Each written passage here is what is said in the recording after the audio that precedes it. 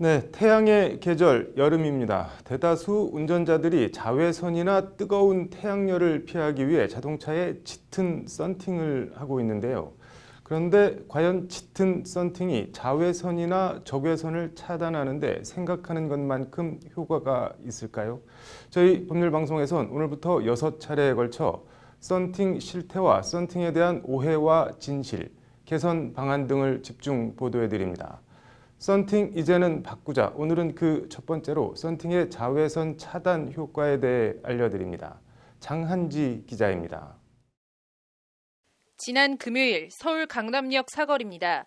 도로 위를 지나가는 수많은 차들이 약속이나 한 듯이 짙은 썬팅이 돼 있습니다.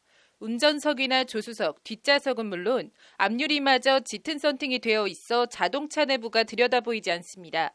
외제차나 국산차, 소형차, 중대형차를 가릴 것 없이 경쟁적으로 거의 예외 없이 짙은 썬팅으로 차량 내부를 가리고 있습니다. 그리고 운전자들은 대부분 이처럼 짙은 썬팅을 하는 주된 이유로 자외선이나 뜨거운 태양열 차단을 들고 있습니다. 자외선을 좀 방지해 줄 것 같기도 하고 또 특히 여름에 겨울에도 마찬가지지만 햇빛이 많이 비치거나 할 때 불편하잖아요. 그거 뭐 도움이 되는 것 같아서. 옅은 거는 에어컨 틀어도 시원하지가 않고 열 차단이 그만큼 안 돼요. 진한 걸로 해서 그래야 여름엔 또 좋죠. 열 차단이 잘 돼서 에어컨도 시원하고. 한 국제의학저널에 실린 28년간 트럭을 운전한 운전자의 얼굴 사진입니다.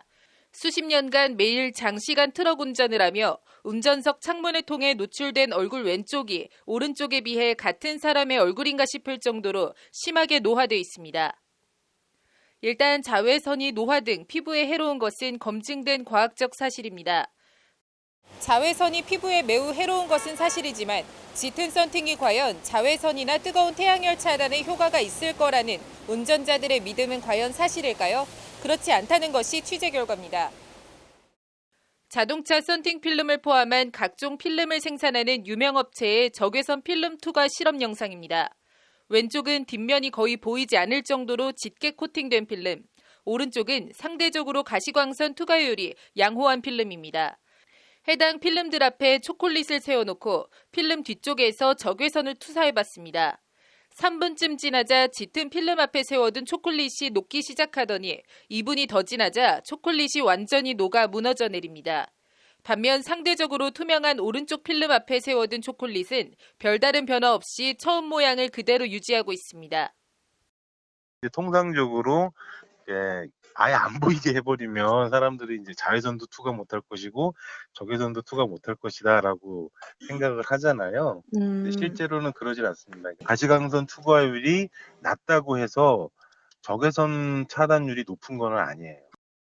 적외선뿐 아니라 자외선도 마찬가지입니다. 자외선이나 적외선은 별도의 차단 효과가 있는 필름을 설치해야지 무조건 시커멓게 아니 안 보이게 썬팅을 한다고 자외선이나 적외선이 차단되는 것이 아니라는 설명입니다. 오히려 짙은 썬팅이 일종의 비닐하우스 효과를 가져와 차량 내부를 더 뜨겁게 하는 정반대 효과만 가져올 수도 있습니다. 쉽게 말씀드리면 어떤 거냐면 검정색 비닐봉지로 이렇게 비닐하우스를 만들면 비닐하우스 안쪽은 햇빛이 안 들어오니까 깜깜하지만 그 안은 굉장히 덥죠, 뜨겁죠. 그거는 뭐냐 그러면 가시광선은 투과하지 못하지만 적외선은 다 투과하기 때문에.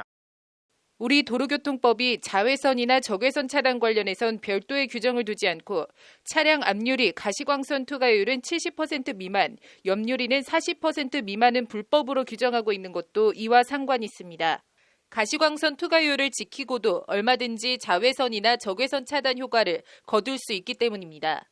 오히려 규정을 넘어서는 너무 짙은 불법 썬팅은 시야를 방해해 안전사고 등 부작용을 초래할 수 있습니다. 너무 짙은 썬팅을 하는 경우에는 교통 안전에 위험할 수도 있고요. 특히 야간 같은 경우에는 더욱더 문제가 될 수가 있으니까요. 규정에 맞는 썬팅을 하시는 게 좋을 것 같습니다. 여기에 지난해 강진여고생 살인사건 등 아니 전혀 안 보일 정도로 짙은 썬팅은 범죄에 이용될 수도 있습니다. 지난 2013년엔 유명 가수의 여자친구가 강남 한복판에 세워둔 차량 안에서 숨진 채 일주일이나 방치되어 있다가 발견된 적도 있습니다. 아니 전혀 보이지 않는 썬팅 때문에 벌어진 일입니다. 잊을만 하면 한 번씩 터져나오는 어린이집 통학버스 아이 방치 사망 사고도 차량 내부가 보였다면 참극으로 이어지지 않았을 수도 있습니다.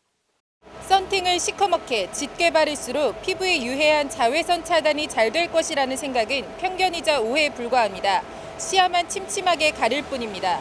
법을 어기지 않으면서도 목적과 용도에 맞는 썬팅이 가능한 만큼 차량 운전자의 현명한 선택이 필요해 보입니다. 법률방송 장한지입니다.